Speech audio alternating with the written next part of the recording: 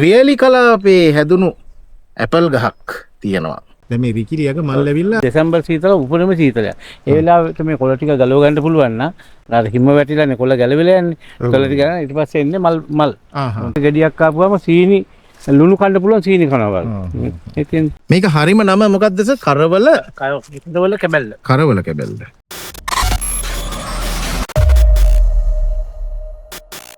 වියලි කලාපේ හැදුණු ඇපල් ගහක් තියෙනවා.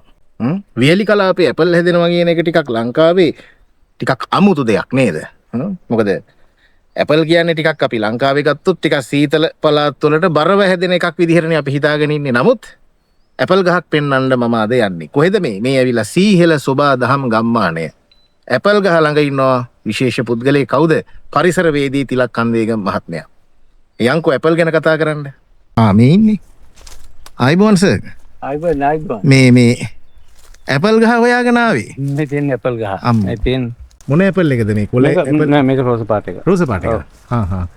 දැන් එතකොට මේ දැන් සාමාන්‍යයෙන් ඇපල් වියලි කලාපයට බරව එහෙම හැදෙන පළතුරද වියලි කලාපේ ප්‍රිය කරනවා? ඇපල් සීත ඕනම සීත රටකට උණුසුම් කාලෙකුත් තියෙනවා. උණුසුමයි සීත කාලයයි දෙකම තියෙනකොට ඒකේ ගෙඩිය හැදෙන්න පුළුවන්. මොකද කොළ හැලිලා ඒ අවශ්‍ය උත්තේජන එනවා.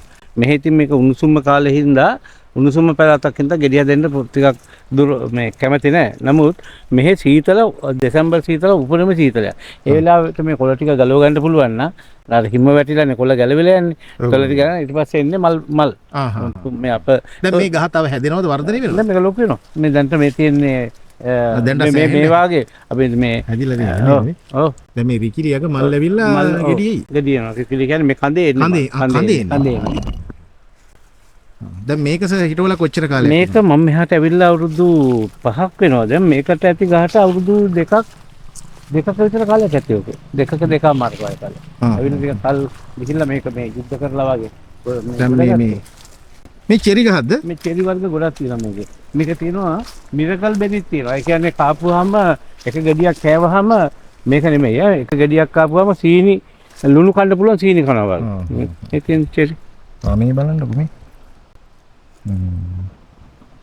මේ සාමාන්‍යයෙන් කියන්නේ මේ යම් ඖෂධීය වටිනාකමකුත් ඇති නේද? චෙරි වල ඇති සමහරවල් මේක වර්ග ගොඩාක් තියෙනවා. චෙරි වර්ග ගොඩක් තියෙනවා නේ. ඊට පස්සේ මෙතන තියෙනවා මේ කරවල කැබැල්ල කියලා. කරවල කැබැල්ල ගහ.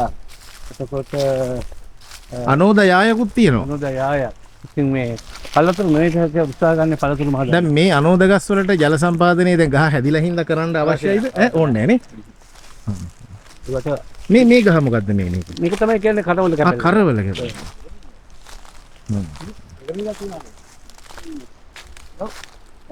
මේක හරිම නම මොකද්ද සර්? කරවල කැබැල්ල. කරවල කැබැල්ල. ඕක මලහරි ගඳයි. දෙඩි රසයි. අප පළදාවක් එනවා නේද? ගෙඩියක් එනවා. හැදෙනවා. මේවා නෝ. දන්නවනේ අපි.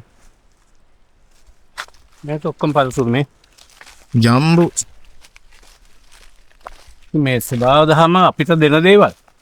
අපි ඉතින් හදාගෙන කන්න ඕනේ. මම මේ ඇවිල්ලා ඔය හදපු එක වර්ග ජම්බු තියෙනවා මෙතන. කන්න. කන්න.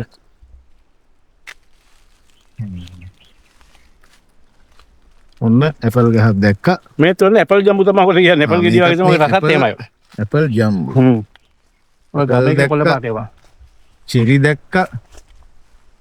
ඉතින් මේ නිකන් හිටවල බලන්න ඔයෙන් හරි දැන් මේ ඇපල් පැල ගන්නක් තියෙනව නේද? තියෙනවා ගත්තා. දැන් ඔය අපි හිතන් ඉන්නේ මේවා මේ පිටරටවල වල විතරයි හැදෙන්නේ කියලා. නමුත් ඇපල් කියන දේ අපේ මහ පොළොවේ තිතා මොහොතින් වර්ධනය වෙනවා. ඉතින් කන්දේගම මහත්මයා ආදර්ශයෙන් මුන්න පෙන්නලා තියෙනවා වියලි කලාපේ ඇපල් වගා කරන්න පුළුවන් කියලා.